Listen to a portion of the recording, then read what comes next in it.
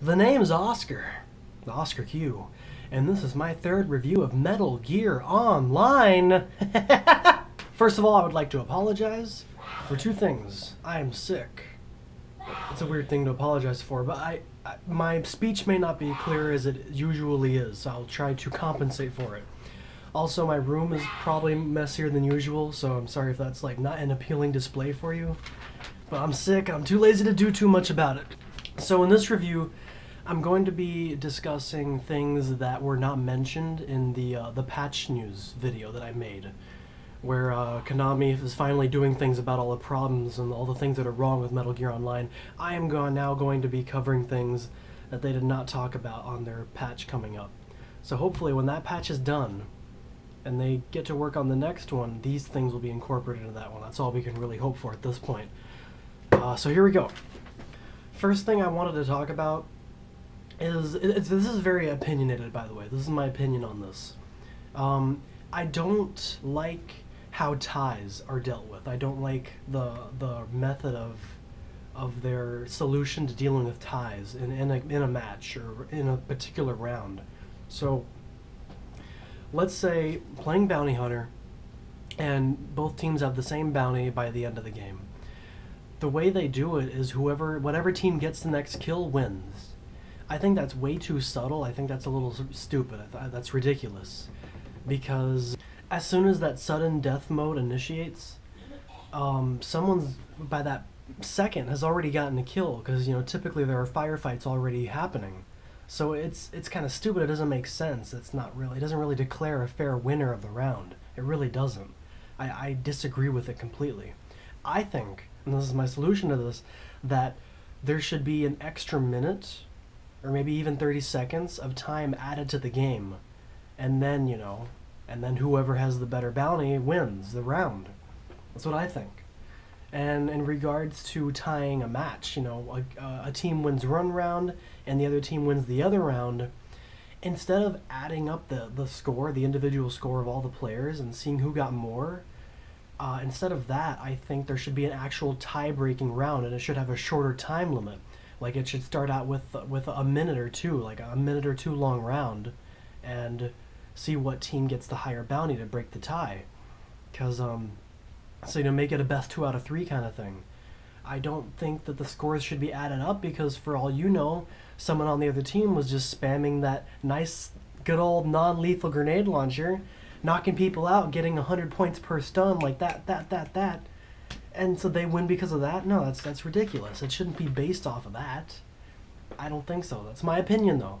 So you guys should definitely comment and let me know what you think about that, because that's something I want changed. Second thing I need to talk about that I've been forgetting to talk about for a while, since my last couple videos, is D-Walker versus Fulton. I can't really count how many times now I've been in a D-Walker, and one of my teammates starts to get Fulton right in front of me, and I'll aim at the Fulton with my Gatling gun on the D-Walker, and I'll be like, and it won't pop. It has no effect on the balloon, on the Fulton, and the dude flies up, and we lose the bounty, and that's kind of stupid. The Gatling gun is like the strongest weapon in the game. How is it not going to affect the Fulton? It makes no sense. So that something needs to be done about that. The Gatling gun should instantly, break a Fulton. It should instantly bring down your teammate. That's stupid. Next thing is the customization of the game. Does anybody remember Metal Gear Online 2, back on Metal Gear Solid 4, Guns of the Patriots? I certainly do. I remember that they allowed you to customize literally every single part of your character's body. Like the head, the chest, the arms, the hands, the feet, the legs, and then there's like accessories and stuff like that. The customization was so much better, and there's a ton of things, like characters could actually be very unique. On this game, you can only customize 3 parts of the body, which is like the head, like helmets and hats and stuff, the chest, and then you have like glasses you can put on your guy's face, which is still the same head thing, and you can't even have a helmet and glasses on at the same time. And also the other category is the suit, like outfit. where your guy has like a whole like kind of, I don't know, the options there are like a robe thing. I've only played the scout class, so for me it's a LRR concealment that you unlock. That's nothing. Where are the hands? Where are the boots? Where are the legs? Where are all the extra accessories for the body? What the heck? There's hardly any options. And the fact that you have to get to level 37 and ascend your character to get more outfit options is ridiculous.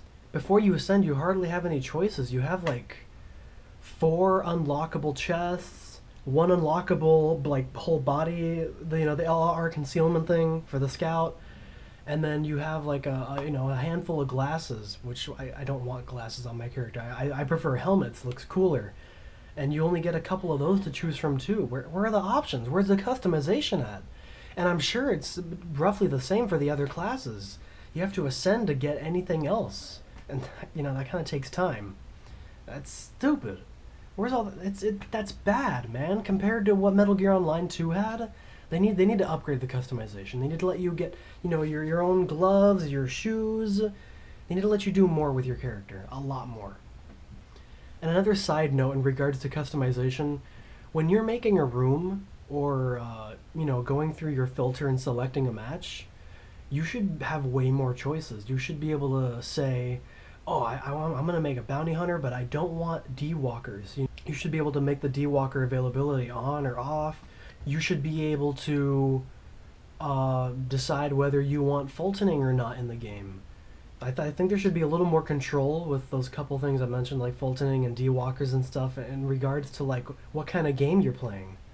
It's because a lot of people complain about the D-walker, and it is a pain in the ass, and they're gonna fix it, but still, maybe people don't want huge metal things running around the map. Maybe they don't want that. Maybe they don't want everyone trying to Fulton everybody. It can get a little excessive. It really is excessive, and that should be totally optional.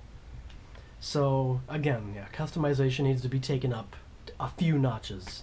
And next and last thing I'll be talking about in this video is host migration. And this one's probably an obvious one to a lot of you. I shouldn't have to even explain it. It's host migration. I'm sure we have all suffered way too many times. We're having a great game, we're having fun, we're having momentum. All of a sudden, the host leaves for whatever reason. Maybe they're losing, maybe they have to go, blah, blah, blah. Host leaves, game ends, everyone's disconnected. Boo. What the heck, man? What if someone's in the game for like almost to the very end, they're doing great, they racked up a lot of score, they had a really good run, and then it all gets taken away just because the host left or whatever. That's silly. Host migration is a must. Every game, every multiplayer game is host migration. Come on. Come on. And that's all I'm going to be talking about in this video. Those are the main things that weren't really covered in the patch that need to be patched. So again, guys, I cannot do this alone. I need support. I need this to be shared. I need this to be seen by Konami.